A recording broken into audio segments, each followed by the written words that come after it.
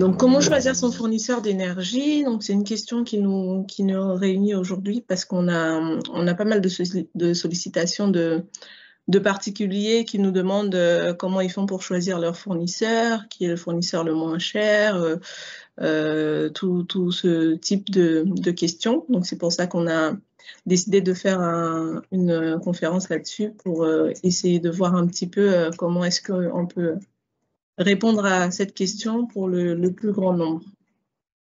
Donc, l'Agence locale de l'énergie, je pense que toutes les personnes qui sont là nous connaissent un petit peu, mais donc on est une association qui travaillons notamment avec les collectivités, les particuliers et tout type de public pour répondre aux questions d'énergie sur le territoire du pays de Saint-Brieuc. Et notamment, cet atelier a été organisé donc, en collaboration avec Bonjour Habitat, qui est la plateforme de l'habitat de Lamballe-Terre-et-Mer et qui permet aux habitants de ce territoire-là donc d'avoir les réponses à leurs questions sur l'habitat notamment, donc tout ce qui va concerner l'achat, la rénovation, la construction, les logements à louer ou pas, voilà, sur le territoire de Lamballe-Terre-et-Mer. Donc, un petit sommaire, on va faire un petit point d'information sur les évolutions des prix de l'énergie, sur la réglementation en vigueur par rapport aux tarifications, comment et où retrouver notamment les informations importantes sur votre facture d'énergie, comment comparer les différents fournisseurs. On va voir en direct, notamment sur le site du médiateur, comment on peut faire ces comparaisons-là selon différents cas. Faire un petit point sur le démarchage téléphonique ou à domicile. Un point aussi sur le dispositif SLIM, donc qui est le dispositif porté par les collectivités. Et puis, je vous laisserai pour les questions-réponses. Et puis, n'hésitez pas au fur et à mesure de la présentation, si vous avez des questions, à les envoyer dans le chat. Rodolphe est juste à côté pour pouvoir vous accompagner et répondre. Alors, du coup, le kilowattheure. Généralement, les personnes qu'on rencontre, quand on leur demande combien est-ce qu'ils consomment d'énergie, ils nous répondent par des euros. Ils nous disent, moi, je paye 100 € par mois ou je paye 120 € par mois. Et il n'y a jamais vraiment la notion de kilowattheure dans la réponse des particuliers en matière d'énergie. Donc, c'était un petit peu la question, c'était que pour vous, ça représente quoi un kilowattheure? Est-ce qu'il y en a qui appréhendent cette notion-là et comment est-ce que vous identifiez en fait la notion de kilowattheure?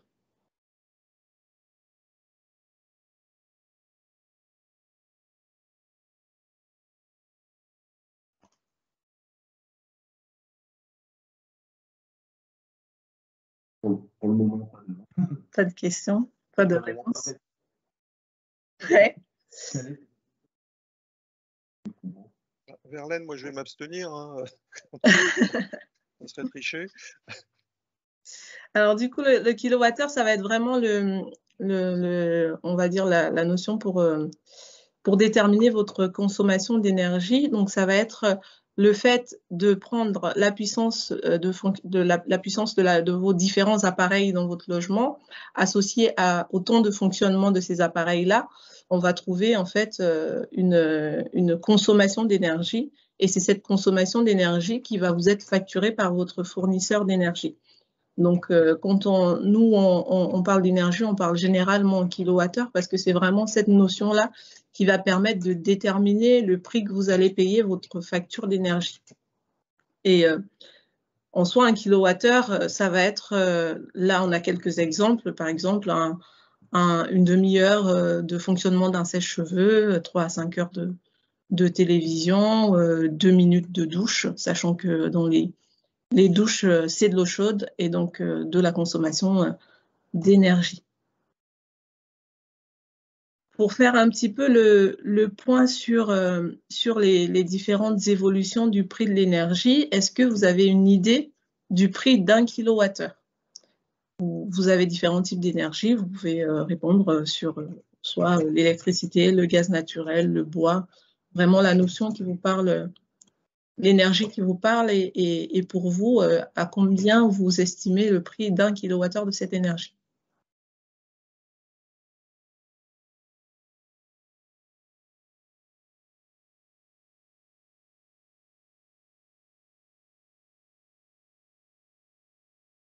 Et sinon, il y a une deuxième question, c'est quelle est l'énergie la plus chère, d'après vous, par rapport à...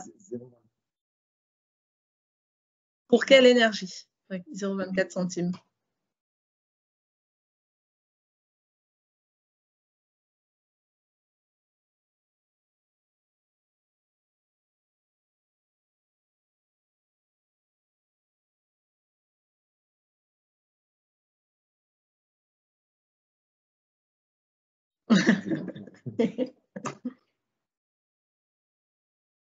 On va juste attendre la réponse pour quelle énergie et puis on va peut-être... De l'électricité. Alors, on est effectivement un peu trop cher. Donc là, je vous mets notamment les prix actuels de l'énergie. Donc j'ai pris l'Argus de l'énergie du mois de mai. Donc c'est les comparatifs des prix d'énergie de chauffage en centimes d'euros par kilowattheure. Et en fait, pour l'électricité, on est à 17,73 centimes, donc pratiquement 18 centimes le prix d'un kilowattheure d'électricité. Et donc, pour la question, quelle est l'énergie la plus chère, on voit bien que c'est l'électricité, en fait, qui est l'énergie la plus chère actuellement. Donc, on est à 18 centimes pour l'électricité, à presque 15 centimes pour le propane, 8, presque 9 centimes pour le fuel domestique, et après, on a le gaz naturel et les différents types de bois. Donc, sur ces notions justement du kilowattheure, on peut voir par rapport à la réponse que vous avez donnée que les gens ont vraiment tendance à avoir en tête vraiment que l'énergie est très chère. Et ça peut se comprendre aussi par rapport à l'évolution. Quand on voit l'évolution du prix de l'énergie qu'on a ici, l'énergie a quand même, quand on voit la variation depuis 2017, on a quand même des évolutions à plus de 50% en fait du prix du kilowattheure, ce qui est quand même une augmentation assez considérable ces dernières années. Donc, par rapport à la réglementation, il y a une autre question qui nous arrive souvent, c'est que des particuliers nous disent qu'ils ont reçu des courriers de leurs fournisseurs d'énergie, comme quoi les tarifs réglementés allaient disparaître, qu'on leur propose d'autres types de contrats, etc. Donc, pour faire un petit peu le point sur ces aspects-là, les tarifs réglementés vont bien être supprimés, mais pas concernant l'électricité, en tout cas pour les particuliers. Donc, les tarifs réglementés pour les puissances supérieures à 36 kVA vont disparaître, mais pour les particuliers qui généralement utilisent des puissances inférieures à 36 kVA vont toujours avoir le tarif réglementé de l'électricité. Par contre, effectivement, depuis maintenant au moins un an et jusqu'à 2023, on est sur une disparition progressive des tarifs réglementés concernant le gaz naturel. Parce que ces tarifs vont effectivement disparaître pour tout type de contrat et même pour les particuliers. Un autre point que je voulais faire sur ces aspects-là, c'est que donc pour l'électricité, on voit bien que ça n'a aucune conséquence pour le particulier, mais par contre pour le gaz, donc les fournisseurs vont envoyer des informations à leurs clients pour les avertir justement de la suppression de ces tarifs réglementés de gaz et vont leur proposer donc des offres de marché qui vont remplacer en fait les tarifs qu'ils avaient déjà. Et pour information, donc les propositions que les fournisseurs vont vous faire, si elles ne vous conviennent pas, vous avez tout à fait le droit de demander d'autres propositions pour voir quelle est la proposition qui vous convient le mieux parmi les propositions de votre fournisseur d'énergie. Et sinon, vous avez aussi le droit de changer de fournisseur d'énergie. Si la proposition qui vous est faite ne vous convient pas. Jusque-là, est-ce que Il y a des questions. Si, oui. Verlaine, si je peux me permettre, en fait, le fournisseur d'énergie qui fera des propositions pour remplacer le tarif réglementé, il n'y en a qu'un seul qui pourra les faire. Parce qu'il n'y en a qu'un seul qui porte les tarifs réglementés gaz. Donc, voilà, oui. Cette précision.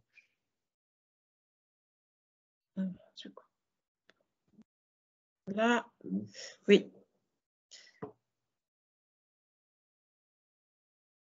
Donc, en dehors du coup des tarifs réglementés, il va y avoir aussi d'autres types de contrats, donc les contrats préfixes ou à prix indexé. Notamment, ça peut être indexé sur le tarif réglementé ou sur le coût moyen de l'électricité sur le marché. On a eu aussi une information sur une nouvelle tarification, donc qui est la tarification dynamique, qui a commencé à être mise en place, notamment depuis le mois de janvier. Donc, des fournisseurs peuvent proposer des offres à leurs clients, sachant que les quelques points qu'il y a à prendre en compte, c'est que pour bénéficier de ce type d'offre, donc il faut avoir un compteur communicant, que le prix évolue en fonction des fluctuations du marché de l'énergie, et donc les modalités de facturation vont être proposées et elles peuvent être diverses selon en fait selon les dispositifs ou les propositions qui peuvent être faites par les fournisseurs. Sachant que cette tarification est quand même très influencée par le prix de l'énergie sur le marché, il est important, si on décide de souscrire à ce type d'offre, de suivre de façon précise ses consommations d'énergie pour pouvoir justement faire attention aux évolutions de tarifs et ne pas se retrouver avec des factures d'énergie qu'on ne maîtrise pas ou qu'on n'arrive plus à comprendre.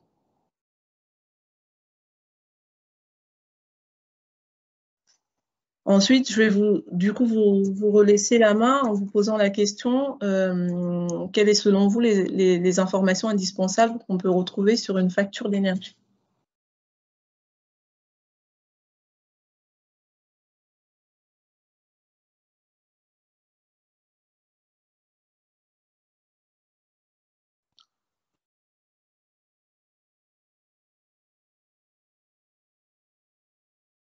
Les gens sont en cours d'écriture. Oui.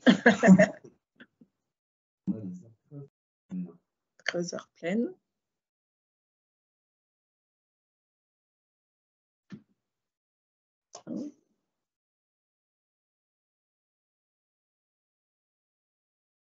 La consommation. La consommation, ça on va retrouver aussi, effectivement.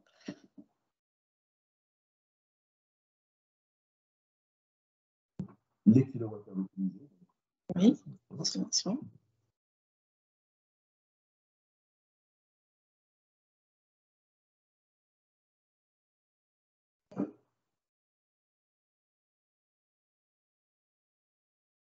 La puissance du compteur de données. Tout à fait. Alors du coup.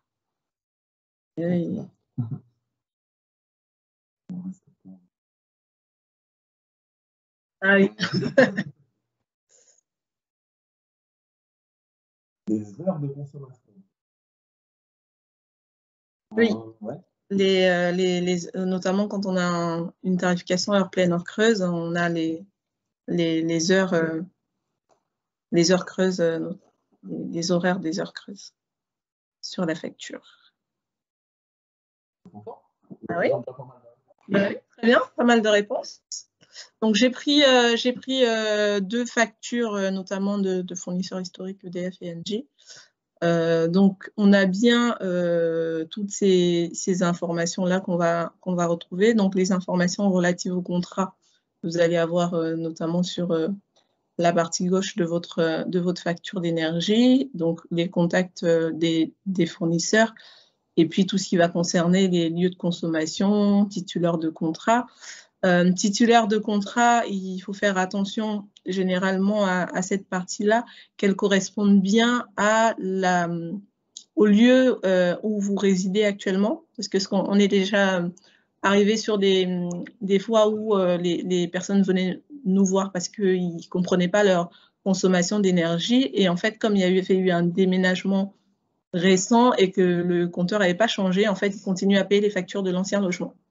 Donc, bien faire attention quand on déménage ou qu'on emménage dans un nouveau logement que le lieu de consommation correspond bien à l'adresse actuelle.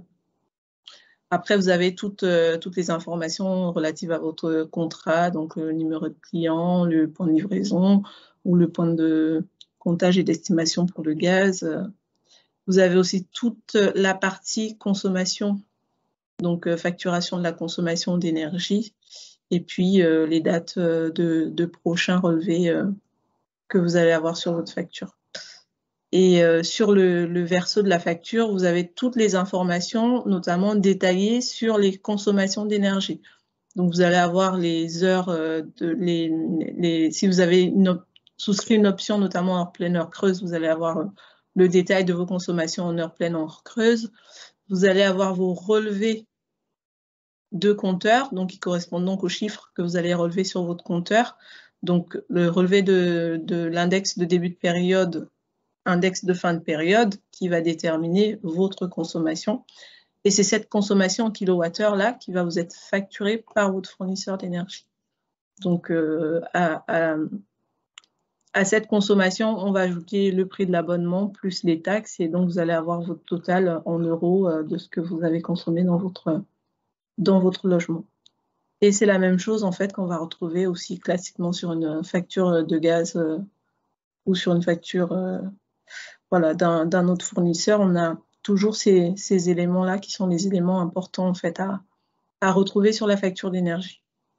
Donc, je vous ai mis là, en gros, les informations en fait les plus importantes. Donc, pour faire un petit résumé, donc le numéro de client, le numéro de compteur, point de livraison, le point de comptage et d'estimation, ce qui concerne le gaz, l'offre que vous avez souscrite, notamment les différents types de tarifs, les options tarifaires, donc heure pleine, heure creuse ou autre, la puissance de votre compteur. Et donc, à savoir que en électricité, ça va être assez facile donc de savoir combien vous avez consommé, sachant que votre compteur, il relève des kilowattheures et donc c'est directement des kilowattheures que vous avez. La seule nuance avec le gaz, c'est que votre compteur relève des mètres cubes qui sont ensuite convertis en kilowattheures en multipliant par un coefficient de conversion que vous allez avoir aussi sur votre facture de gaz. Et à la différence aussi de la facture d'électricité, c'est que pour l'électricité, vous avez une puissance de compteur. Et en fait, pour le gaz, vous allez avoir des paliers de consommation. Donc, vous allez avoir des contrats avec un niveau de consommation, par exemple, moins de 6000 kWh. Donc, vous allez avoir un tarif spécifique pour moins de 6000 kWh, entre 6000 et 30 000 kWh. Et selon vos niveaux de consommation, en fait, votre abonnement va être, le prix de votre abonnement, en tout cas, va être déterminé par la tranche de consommation dans laquelle vous vous trouvez. Et après, vous allez avoir donc le détail sur les consommations d'énergie, donc date de prochain relevé, montant de la facture, consommation au dernier relevé qu'on peut retrouver sur les différentes factures d'énergie. Après, pour entrer du coup dans le vif du sujet, on va aller notamment sur le site du médiateur de l'énergie, donc sur lequel on va avoir un comparateur. Généralement, c'est ce comparateur-là qu'on utilise quand on veut comparer les différents types d'offres. Donc, je vous ai mis quelques éléments à la suite de la présentation. On va revenir là-dessus, mais juste pour vous montrer un petit peu comment ça fonctionne le site du médiateur. Donc, vous allez sur énergie-info.fr et vous arrivez sur ce site, sur le site du médiateur. Ce qui est bien fait, c'est le site a évolué, donc c'est beaucoup plus simple de trouver le comparateur. C'est qu'en arrivant sur le site, vous arrivez directement sur le comparateur. Donc, qui est là, comparateur d'offres d'électricité et de gaz naturel. Donc, vous allez dessus et selon, en fait, la situation dans laquelle vous vous trouvez, vous allez pouvoir avoir les informations en fait sur vos consommations. Si on revient notamment à la présentation, c'est que si vous n'avez pas du tout d'informations sur vos consommations d'énergie, vous avez la possibilité de les estimer sur le site du médiateur. C'est-à-dire, si vous arrivez dans un nouveau logement, vous ne savez pas du tout quelle puissance souscrire par rapport à la taille de votre logement, par rapport aux équipements que vous avez, etc. Vous avez la possibilité d'estimer en allant sur le site du médiateur. On va faire un test en direct, vous allez voir comment c'est assez simple à faire. Donc, je vais estimer, par exemple, des consommations d'électricité parce que j'habite dans un logement qui est tout à l'électricité. Alors, Saint-Brieuc, sinon ça ne marche pas. Donc, je dispose d'un compteur Linky. Je vais marquer oui. Je connais la puissance de mon compteur. Alors, on a dit on ne savait pas quoi souscrire, donc on va dire non. Et là, tout de suite, ça vous emmène sur la possibilité d'estimer la puissance et les consommations de votre logement. Donc là, vous allez rentrer de nouveau votre code postal et votre commune. Et après, vous allez pouvoir répondre aux différentes questions. Donc, est-ce que vous habitez une maison ou un appartement? On va dire un appartement. Est-ce que vous connaissez la surface habitable du logement? Généralement, vous avez ça dans votre contrat de location, si vous êtes en location. On va dire 50 mètres carrés, par exemple, que je suis une personne seule. Et à certaines heures, je travaille toute la journée, donc je ne suis pas à mon logement. Et après, il va vous demander quel type de chauffage est-ce que vous utilisez. Donc, chauffage électrique. Est-ce que votre eau chaude est chauffée à l'électricité? Oui. Et ensuite, en termes d'isolation, est-ce que vous estimez être meilleur que la moyenne, à peu près dans la moyenne, plutôt moins bon que la moyenne, on va dire qu'on est dans la moyenne. Et au niveau des équipements, combien de réfrigérateurs est-ce que vous avez? Est-ce que vous avez un congélateur? On va dire oui. Un lave-vaisselle. Classiquement, de ce que j'observe généralement dans les visites, c'est pas si répandu que ça. Un lave-linge, pratiquement tout le monde en a un. Un sèche-linge, non. Nombre de téléviseurs, on va dire qu'il n'y en a qu'une seule. Et est-ce que vous avez un four classique? Oui. Une table de cuisson. Et là, ça va vous demander si ce sont des plaques à induction ou pas. On va dire non. Et combien de plaques vous utilisez généralement en même temps? On va dire qu'on cuit des pâtes et des lardons en même temps. Donc, on va dire 2. Et donc là, vous arrivez directement sur un résultat qui vous dit quelle puissance vous devez souscrire à partir des informations que vous avez fournies et à quel niveau de consommation vous pouvez vous attendre par rapport aux renseignements que vous avez mis sur le site. Sachant que ça vous donne aussi une moyenne, si vous voulez comparer les offres, ça vous donne une moyenne de consommation sur laquelle partir pour comparer vos offres d'énergie.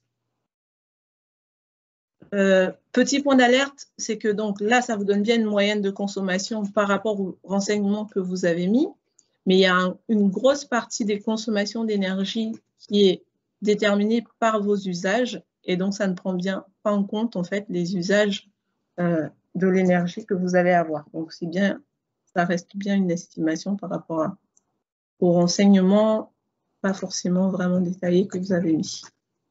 Et après, vous pouvez du coup comparer vos résultats pour choisir un fournisseur d'énergie. Donc, on va dire que, vu que j'ai l'eau chaude électrique, on va partir sur un heure pleine, heure creuse. On connaît la consommation, c'était 6500 en moyenne. Et puis, on va partir estimer des offres. Et généralement, on conseille de mettre hors promotion. Comme ça vous permet d'avoir le prix sans proposition particulière du fournisseur. Et je souhaite consulter les résultats avec mon offre actuelle. Comme je ne connaissais pas du tout ce que j'avais, je compare comme ça. Et donc là, vous arrivez sur des offres de fournisseurs d'énergie. Donc là, notamment, 104 offres correspondent à votre recherche. Donc vous arrivez sur différentes offres de fournisseurs d'énergie. Donc ça, c'était la partie quand je ne sais pas du tout à quoi m'attendre chez le fournisseur. Donc là, on a un petit récapitulatif de toutes les informations qu'on a dû renseigner en fait pour arriver à ce résultat, à cette estimation de consommation.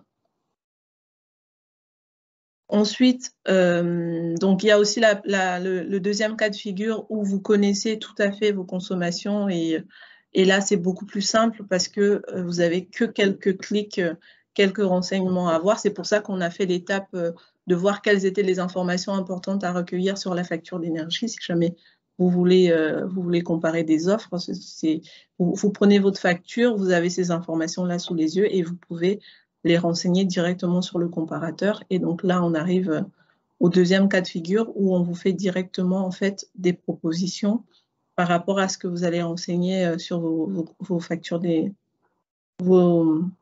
éléments que vous aurez retrouvés sur vos factures d'énergie. Donc les résultats de l'estimation. Et si on va directement... Donc moi, j'avais déjà renseigné là pour avoir directement les résultats des estimations en connaissant les factures d'énergie. J'étais partie sur des estimations d'électricité et de gaz.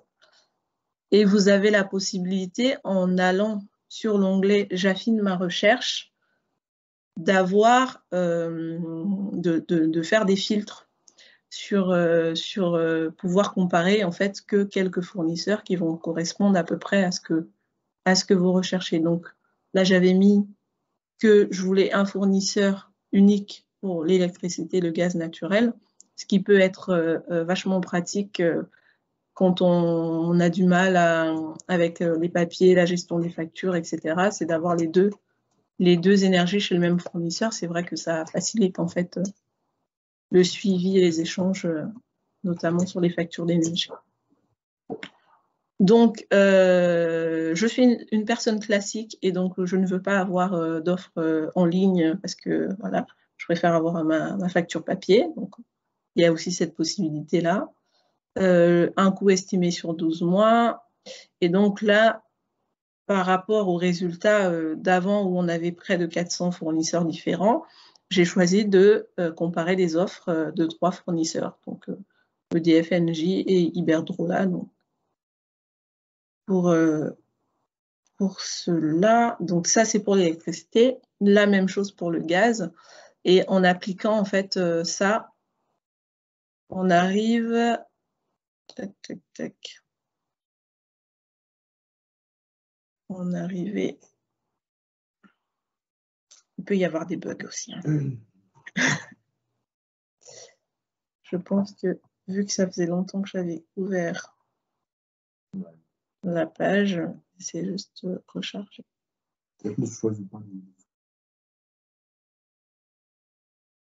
Non, c'est pas ça. Je pense que c'est juste, voilà, il m'a ramené au début, c'est qu'il m'a perdu. Donc, on était là. On va voir que ça va beaucoup plus vite quand on sait ce qu'on cherche.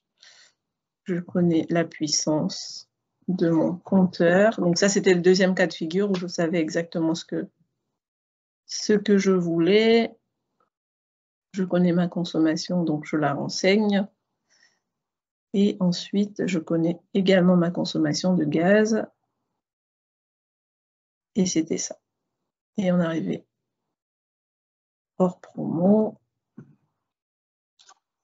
Et on arrive là directement sur les offres en fait des fournisseurs, comme je vous disais tout à l'heure. Et en affinant la recherche, on va pouvoir arriver sur les résultats.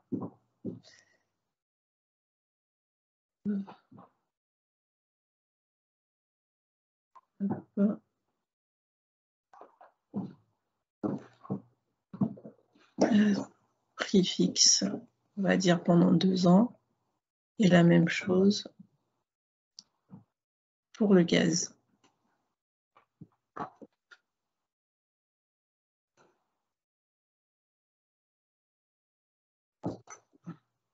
Voilà. Donc, du coup, on a donc 3 offres qui correspondent à la recherche. Ça permet aussi déjà de réduire un petit peu en matière de résultats. Et si on veut comparer les offres entre elles, il suffit donc de sélectionner les offres qu'on veut comparer. Donc là, on en a 3, donc on va sélectionner les 3. Et puis, on va faire comparer. Donc, lorsqu'on compare les offres, du coup, on va avoir un tableau avec un récapitulatif des offres de chaque fournisseur d'énergie. Donc, pour l'électricité et la même chose pour le gaz naturel. Donc, voilà. Et là, on peut peut-être revenir à la présentation pour voir ce que ça donne. Donc, notamment pour les points de comparaison qui vont être vraiment les plus importants, à mon sens, à avoir en tête, c'est effectivement le prix que vous allez payer, mais ce prix qui est aussi déterminé, vous pouvez voir dans le détail, qui va être déterminé par donc le prix de l'abonnement, par le prix du kilowattheure, donc c'est ce qu'on voyait un petit peu sur le détail de la facture d'énergie, et pas forcément sur les taxes, parce que les taxes, de toute façon, tous les fournisseurs d'énergie, on paye tous les taxes en fait sur nos factures d'énergie, qui sont des taxes auxquelles on ne peut pas se substituer. Donc ça va être vraiment le prix de l'abonnement, le prix du kilowattheure qui vous est proposé par le fournisseur d'énergie.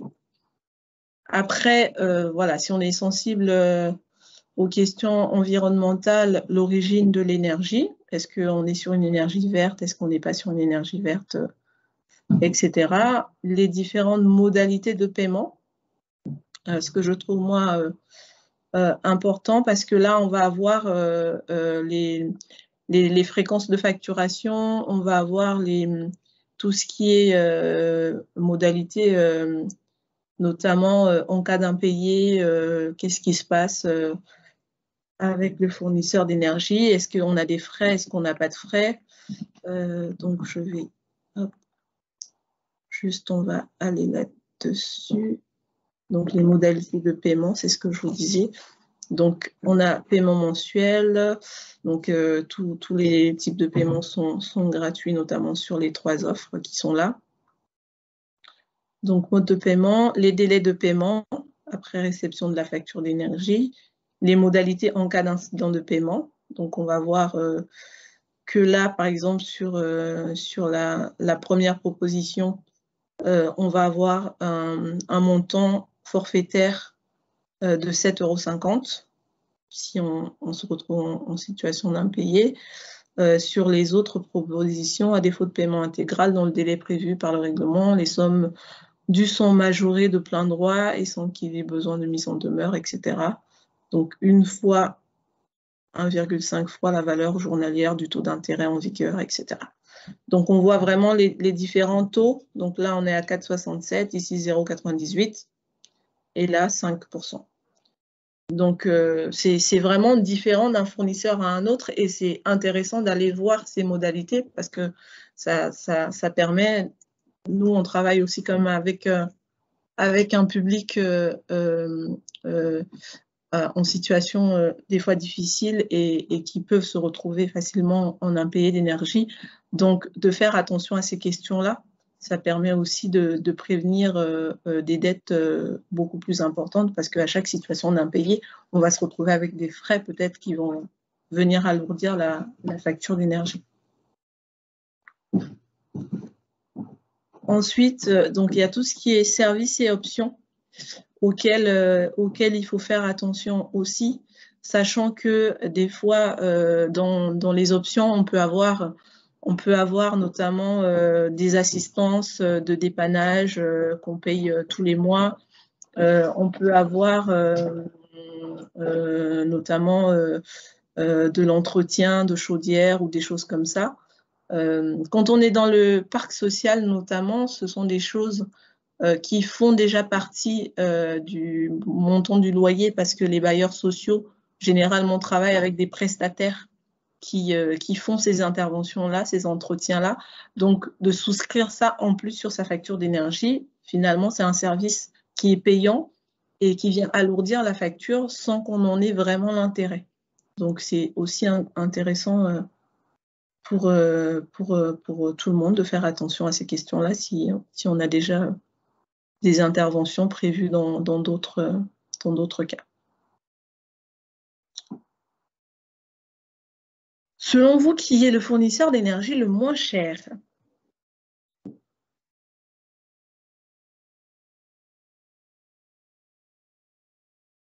Après avoir vu un petit peu les détails qu'on peut avoir sur les prix de l'énergie, sur comment comparer les fournisseurs, et puis sur tout simplement ce que vous entendez à gauche, à droite. Quel est votre fournisseur le moins cher?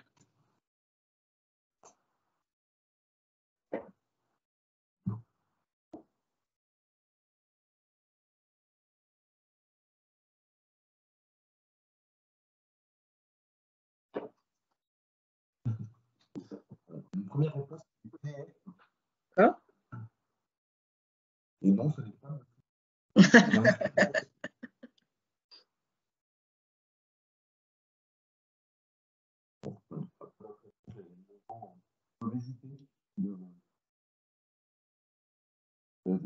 Oui, oui.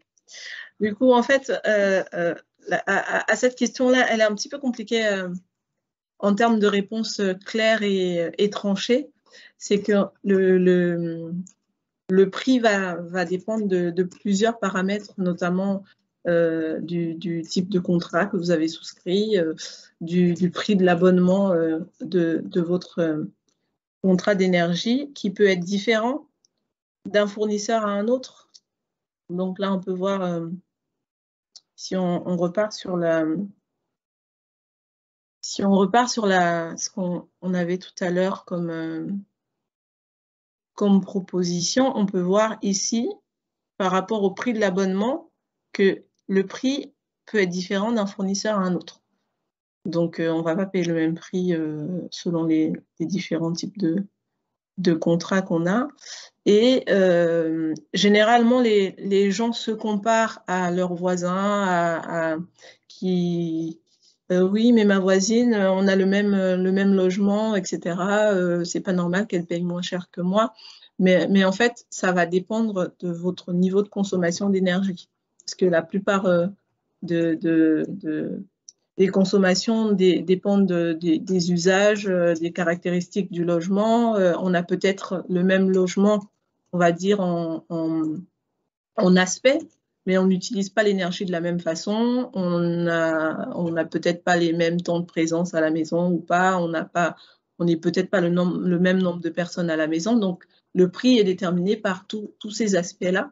Donc, de dire X ou Y fournisseur est moins cher que l'autre, ça va vraiment dépendre de si on compare des situations identiques d'un fournisseur à un autre, ce qui n'est pas forcément le cas en fait.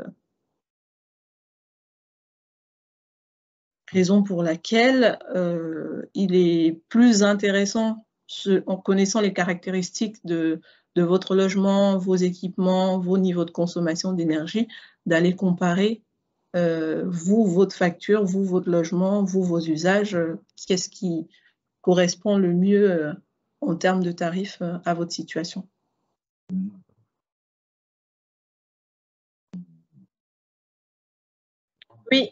Oui, tout à fait. On a aussi notamment tout un tas de propositions commerciales qui se font sur une évaluation mensuelle du prix que vous allez payer et qui partent pas forcément de la consommation d'énergie. Donc, et ça, on a eu un retour déjà pas mal de partenaires là-dessus, notamment des travailleurs sociaux, qui nous disent que les gens souscrivent des contrats parce qu'on leur garantit « vous allez payer 50 € par mois nous, on est moins cher, on va payer 50 € par mois, sauf que vous payez 50 € par mois. À la fin de l'année, lorsque vous avez votre facture de régularisation, vous vous retrouvez avec 500, 600 € à payer en plus des 50 € que vous avez payés par mois parce que le fournisseur n'a pas pris en compte votre consommation d'énergie. Mais pour souscrire un contrat, etc., il vous a miroité en fait des économies d'énergie qui sont pas forcément liées à votre niveau de consommation. Donc faire attention aussi à ce type de discours, et c'est la raison pour laquelle on a mis le point sur le démarchage des fournisseurs. Quel est selon quel... Oui. Oui. Petite précision de M. Fréron qui dit que parfois possible de choisir l'origine de l'électricité produite, c'est vert ou pas. Je vais même plus loin, sans forcément trop rentrer dans le débat, il y a aussi l'électricité plus ou moins verte, entre est-ce qu'on est sur de l'électricité qui aide vraiment à développer un projet d'énergie renouvelable local, breton, ou est-ce qu'on est sur des garanties d'origine qui ne sont pas forcément les mêmes fonctionnements aussi en termes de ce qui est plus ou moins vertueux. Mais oui, ça fait clairement partie des caractéristiques de choix aujourd'hui. Oui.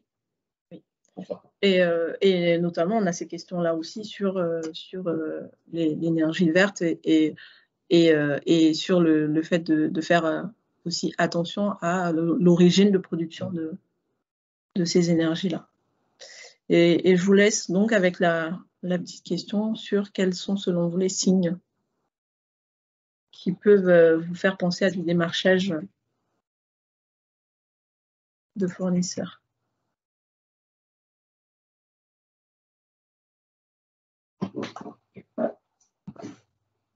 Les appels répétés.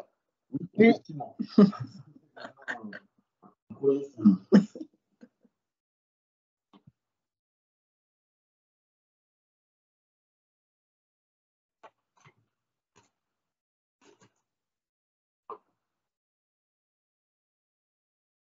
Avoir la facture d'énergie. Oui.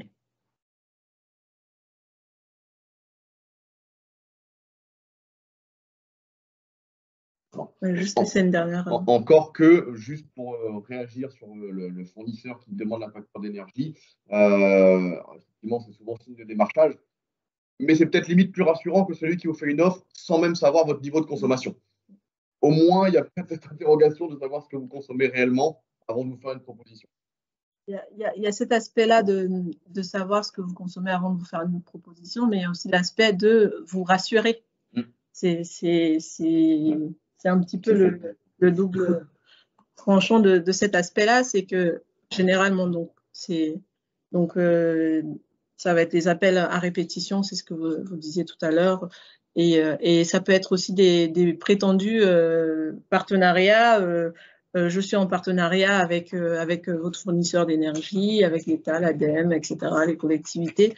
Ça, on a déjà eu pas mal, et notamment dans des logements, dans les constructions neuves de bailleurs sociaux, où là, on a énormément de démarchage de fournisseurs qui se présentent en disant que oui, ils vendent une énergie verte locale, qui sont en partenariat avec votre fournisseur, et du coup, ils veulent voir vos factures d'énergie pour voir si l'offre que vous avez est toujours aussi intéressante, etc. Donc, vous leur faites confiance et puis vous leur montrez vos factures, et généralement, vous finissez par signer un contrat et donc vous vous retrouvez à changer de fournisseur d'énergie sans même avoir compris que vous étiez en train de changer de fournisseur d'énergie.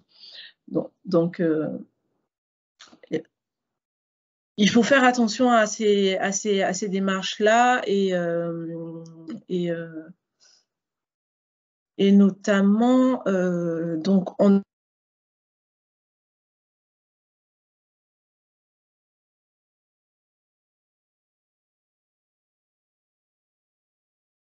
démarche personnelle de ne pas céder à la pression commerciale, parce qu'effectivement, ils vont vous appeler plusieurs fois par jour, ou des fois plusieurs fois dans la semaine, dire que c'est des obligations légales, parce que notamment utiliser aussi la suppression notamment des tarifs réglementés, en disant de toute façon ça va être supprimé, il faut que vous réfléchissiez dès maintenant à changer, parce que vous allez vous retrouver sans contrat ou alors vous allez vous retrouver sans électricité.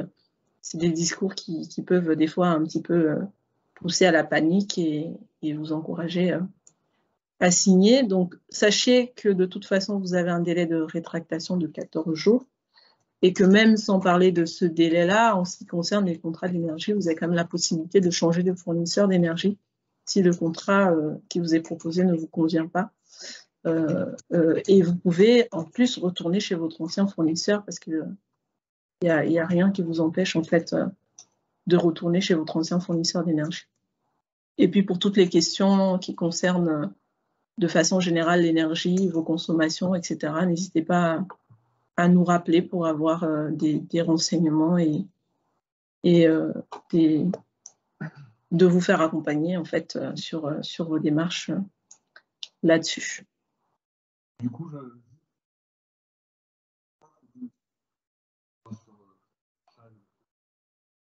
voir vos factures. Je ne vous entends pas bien, Rodolphe. Je disais, oui, pour revenir là à ce que vous disiez, le problème, si le démarcheur voit vos factures, c'est qu'il peut accéder à vos informations personnelles, notamment la livraison, le PCE, etc. Et les utiliser. Pour changer votre contrat, des fois sans même votre avis, effectivement.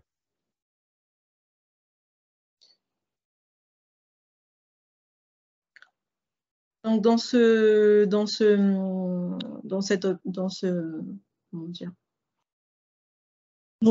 sens-là, en fait, Lamballe Terre et Mer, et notamment même les deux collectivités du pays de Saint-Brieuc, ont développé un service local d'intervention pour la maîtrise de l'énergie. Donc c'est un service qui est appelé le SLIM, donc qui permet aux habitants du territoire de bénéficier de visites à domicile gratuites pour les questions d'énergie dans le logement.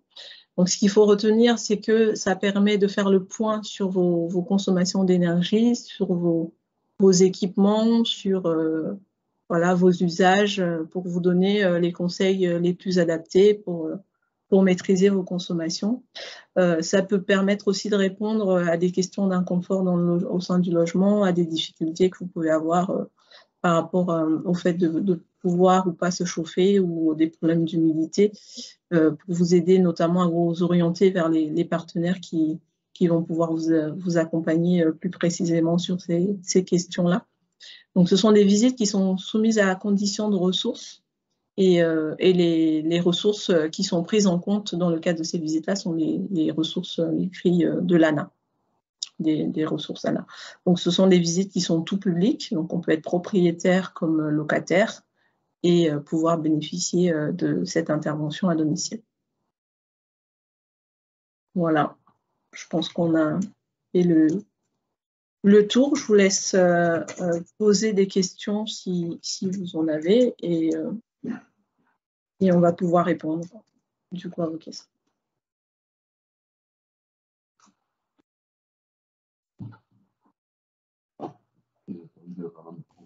Oui.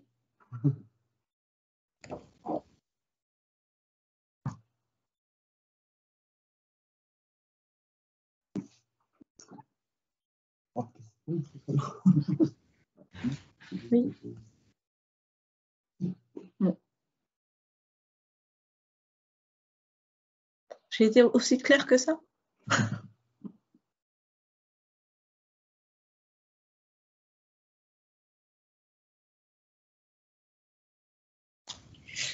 Moi, j'avais une question sur les factures d'énergie, enfin d'électricité. Tout à l'heure, vous parliez de KVA. C'est la puissance du coup des compteurs, c'est ça? Oui. Et du coup, est-ce que vous savez, est-ce que vous pouvez me dire du coup c'est combien pour un compteur, en fonction de quoi ça peut changer cette énergie-là, cette puissance-là plutôt? En fait, la puissance, la puissance que vous allez souscrire chez votre fournisseur d'énergie, elle va vous permettre d'alimenter l'ensemble de vos équipements électriques. Okay. Donc, si, par exemple, vous êtes dans un logement, vous avez votre électricité qui vous permet donc d'alimenter tout ce qui est électricité spécifique, donc les lumières, les machines à laver, etc. Si en plus de ça, vous avez votre chauffage qui est à l'électricité et votre eau chaude qui est produite par l'électricité, selon la taille de votre logement, vous avez la possibilité de souscrire entre 6 et 9 kVA de puissance. Mais en fait, ce qui va être assez simple, c'est que vous allez savoir si votre puissance n'est pas assez importante pour assurer l'alimentation de vos équipements, c'est que vous risquez d'avoir des coupures. Si vous allumez plusieurs équipements en même temps et que votre compteur disjoncte, c'est qu'en fait, votre puissance n'est pas assez, pas adaptée à l'alimentation de... Oui. Oui, attends. Voilà, juste pour rajouter effectivement à ce que disait Verlaine, donc la puissance en kVA, il faut bien comprendre que c'est une puissance instantanée, c'est-à-dire que si vous branchez plusieurs appareils en même temps, il faut qu'il y ait la puissance suffisante. Donc c'est vraiment lié à ce que vous avez comme appareil, mais aussi ce que vous avez comme appareil que vous utilisez en même temps.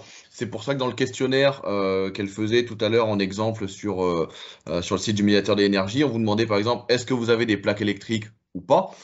Et est-ce que vos plaques électriques, vous comptez utiliser les 4 d'un coup ou pas? Parce qu'en fait, c'est vraiment ça qui va déterminer la puissance maximale. Moi, je trouve que justement, le site du médiateur de l'énergie peut servir à ça aussi. C'est-à-dire, même si on a un fournisseur, si on veut pas changer de fournisseur ou quoi que ce soit, mais juste répondre à ce petit questionnaire qui est assez bien fait, qui prend en compte, est-ce que vous êtes chauffeur électrique ou pas? Est-ce que vous avez de l'eau chaude ou pas? Et quels équipements vous avez? Il vous dit, par rapport à ces équipements, vous devriez être à peu près à 3, 6, 9 ou 12 kVA. Et ça vous permet de vérifier si là, j'ai pas du 12 alors qu'en fait, j'aurais besoin que du 6 et que je paye pas un abonnement inutilement. Donc voilà, ça peut être une façon de faire. Et c'est vrai que ce que dit aussi Monsieur Ferron est très vrai, c'est si on a un compteur sur lequel on a cet affichage directement, il vous dit en fait sur votre compteur ou sur le Linky, vous allez avoir la puissance maximale qui a été soutirée, voilà, au cours de l'utilisation du compteur. Enfin, je crois que ça doit être oui. Je sais pas si c'est remis à jour. C'est journalier. D'accord, peut-être journalier, mais donc du coup on peut voir directement, voilà, on a tiré au maximum 5 kVA, donc avoir du 9 n'a aucun intérêt. Donc voilà, sur les compteurs communicants ou électroniques, vous avez cette info-là en plus. C'est une information précieuse, ça, oui. Ah, on vous entend pas, monsieur. Ah, vous m'entendez pas? Si, vous m'entendez là? Oui, c'est nous qui avons coupé le son. Donc... Ah, pardon.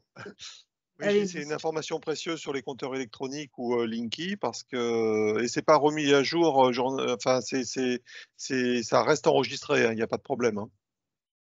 C'est pas journalier. L'intensité maximale atteinte. C'est bien une puissance max. Ouais, c'est ça. Atteinte au cours de l'utilisation.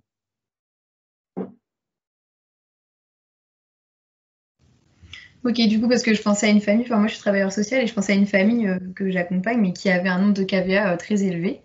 Et du coup, je me demandais à quoi ça pouvait être lié. Du coup, ils ont été mal conseillés peut-être par leur fournisseur, ou c'est peut-être leur consommation qui a changé. Ou alors, ils ont tout juste souscrit ce qu'il y avait déjà. Oui. Parce que généralement, c'est ça, c'est que quand on prend un contrat dans un logement où il y avait déjà un abonnement, un contrat ou quelque chose comme ça, généralement, on repart sur les bases de ce qu'il y avait avant. Ok, oui, c'est possible. Mais après, si au niveau des équipements, peut-être qu'avant ça se justifiait, peut-être que maintenant ça se justifie plus.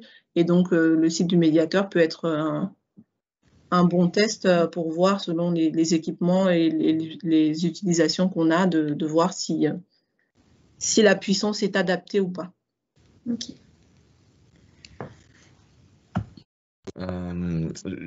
Petite précision aussi, dans la même idée que cette histoire de puissance de compteur, c'est les tarifs heure pleine, heure creuse.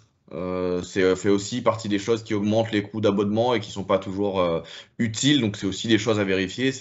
Est-ce que c'est vraiment intéressant pour tel ou tel ménage d'avoir ce tarif heure pleine, heure creuse? Est-ce qu'il y a suffisamment de consommation en heure creuse pour que ça compense le surcoût de l'abonnement? Et c'est 40%, c'est ça, Verlaine? Oui. Au moins 40% de la consommation du ménage qui doit être en heure creuse pour que ce soit rentable d'avoir le tarif heure pleine, heure creuse. Et là, c'est pareil, je pense que ça se fait assez vite qu'on reprend le contrat du précédent qui, lui, avait un fonctionnement heure pleine, heure creuse, alors que nous, on n'a pas du tout ce même fonctionnement-là. Donc, vraiment, voilà, important de faire attention à ça. Sachant que moi, Pardon, c'est moi. j'ai déjà vu dans des ménages où on avait l'eau chaude sanitaire et le chauffage au gaz, et on avait quand même un tarif en pleine heure creuse pour l'électricité, alors qu'on n'en avait pas besoin, il n'y avait pas l'utilité en fait d'avoir cette double tarification.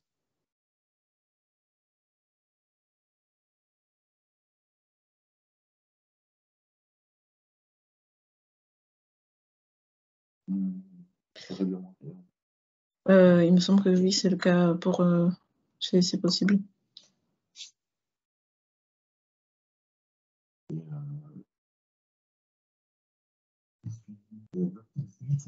Oui. Oui. Les outils de suivi de consommation, notamment oui, sur les compteurs communicants, et aussi en ligne sur notamment les plateformes en ligne des fournisseurs d'énergie. Vous avez la possibilité de suivre de façon régulière vos consommations, combien vous avez consommé d'un mois à l'autre, du coup combien ça vous coûte en euros. Je sais qu'il y a cette possibilité-là chez plusieurs fournisseurs d'énergie, où vous avez la possibilité, parce que vu que le Linky enregistre votre consommation journalière, vous avez la possibilité aussi de voir l'évolution de vos consommations et la transformation en euros, du coup, de combien ça vous coûte de façon régulière sur votre accès en ligne.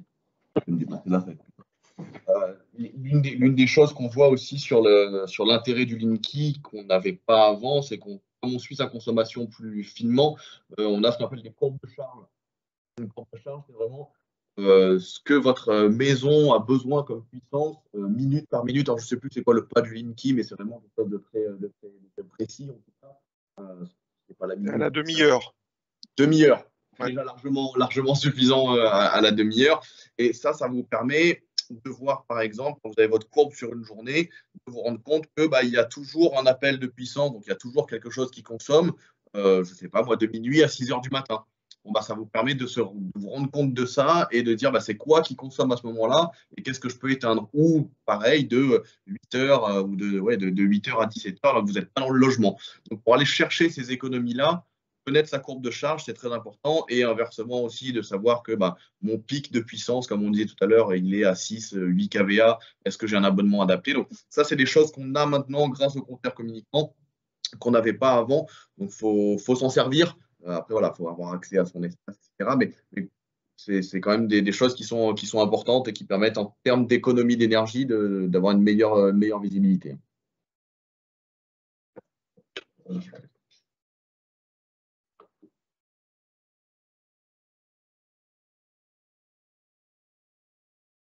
Il y a d'autres personnes qui ont des questions.